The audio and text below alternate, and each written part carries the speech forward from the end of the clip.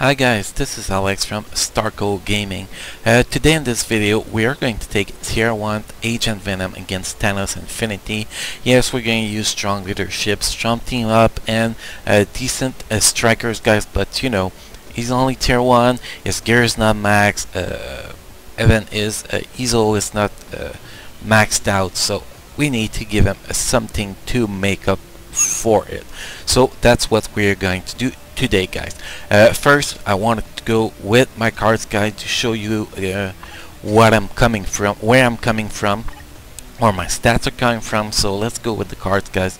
First cards, we got a Marvel Zombie number 2. We have a dodge, cooldown, and all attack on it, as you know, the good stats on it. The rest we pretty much ignore it. Second card, we have the Punisher, a number 19. We got ignore defense, attack speed, and all attack on it. Third card, we got Loki, Agent of Asgard, number 17. We got all attack, cooldown, duration, dodge, and energy attack on this card. Next card, we got Civil War number 4. Sorry. We have all attack, cooldown, duration, and ignore defense on that card.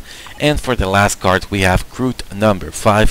One of my favorite cards I do have guys. We have critical damage, ignore defense, energy attack, cooldown duration, and physical attack on them. For the total card effect guys, here we have attack speed 10%, all attack 30.5%, ignore defense 25%, and cooldown duration 29.8%.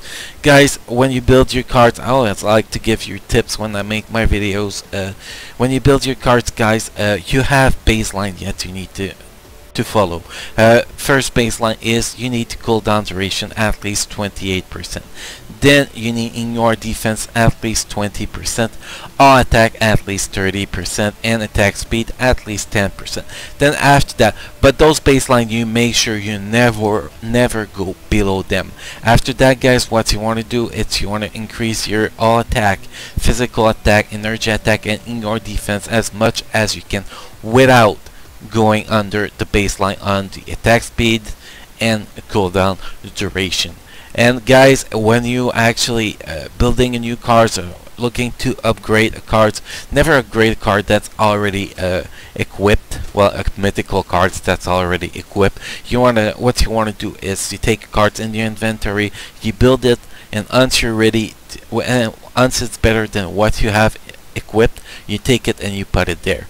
That's all you do it, because if you do it the other way, if you change option on a really already equipped card, the chance that you're going to get fucked up in your stats are really high. Because let's be honest, Marvel Future Fight, RNG or luck or whatever you want to call it is terrible.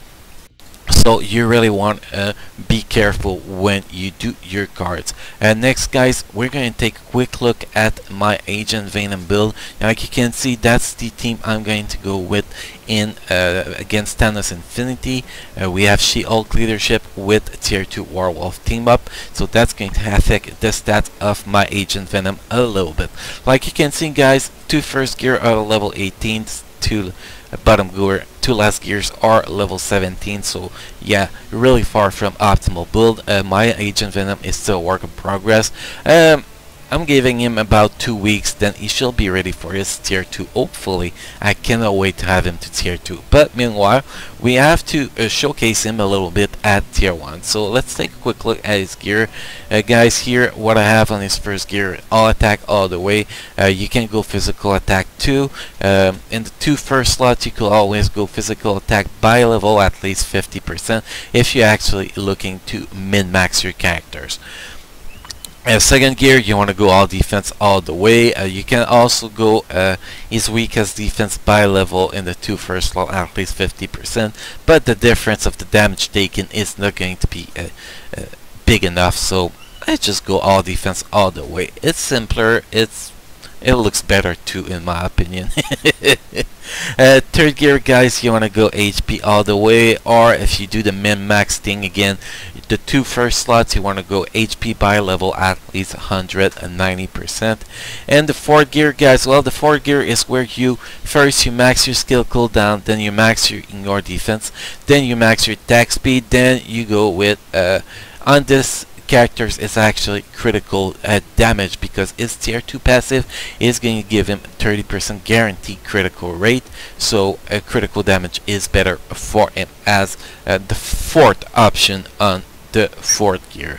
For the Obelisk, guys, since he's actually going to be the character that is replacing well, the new meta characters for Combat Hero Alliance Battle Extreme, I do recommend getting a snare resist Obelisk on him with increased damage pros.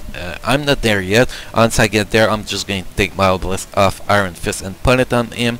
I got the snare resist with 200% increased damage pros. So meanwhile, that's what I have. I have Ignore Defense that kept my Ignore Defense pretty easy, and the rest is pretty crappy, but it's a work on progress, guys. Once he gets tier 2, we're getting the good Obelisk on him, and he's going to be a total beast. Next, guys, is Isoset. Like you can see, my stones are not you know, 6 stars everywhere. It's a work in progress, like I keep repeating. You know, I didn't have the stones to actually build him a fully awakened set or just a 6 stars ISO, so eventually we will get there. We still have about 2 weeks to get up there, so that is good. We're running with Overdrive, like you can see, guys. Overdrive have an increased damage plus of 20% for all attack. If it's fully awakened, you get 40%. Also, on this characters, I actually like Overdrive a little bit better than Power of the Angry Gold, even if Power of the Angry Gold will actually give him quite more attack speed, which could be really useful. I really love to have extra critical rate to go with his tier 2 passive eventually. Critical rate and critical damage. If we take a quick look at the stats, guys, you have his tier 1 passive here. Activation rate 25%, chance when attacking applied to self, all attacks 6%, all speed 6%, and all critical rate, well, and critical rate 6%. It lasts 10 seconds, and there's a 15 seconds cooldown. Also, when you get into tier 2, this tier 1 passive get buff. I don't know how much exactly, I haven't looked in really into it. But once we get to tier 2 anyway, we're going to do a full review of the character. After that, you have his tier 2 passive that we don't have yet, but you can see Space Knight, increased critical damage by 15%, and increased guaranteed critical rate by 30%, and like you can see, and ends effect of skill Venom Frenzy, which was the tier 1 passive. For his leadership is a pretty decent leadership. Increased physical attack by 30%, the standard for a physical attack leadership, except Gorgon that has 45%. So that's pretty much it for his passive and leadership. Now if we look at the skill rotation, guys, skill rotation, what you want to do first is you want to use the 5th skills.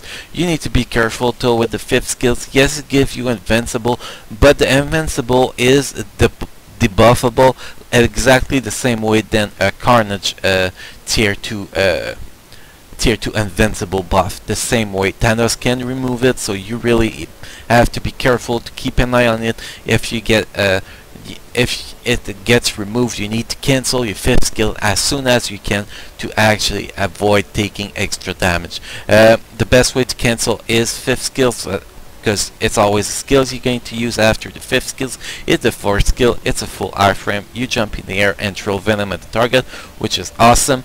Then you have the 3rd skill, that is the next skill in the rotation, that will give you guards against hit for 8 hits, last 8 seconds, so unless you get debuff again, that gives you more immunity. So, and if you have time after that, you want to use either the 1st skill or the 2 second skills as filler, but they don't do much.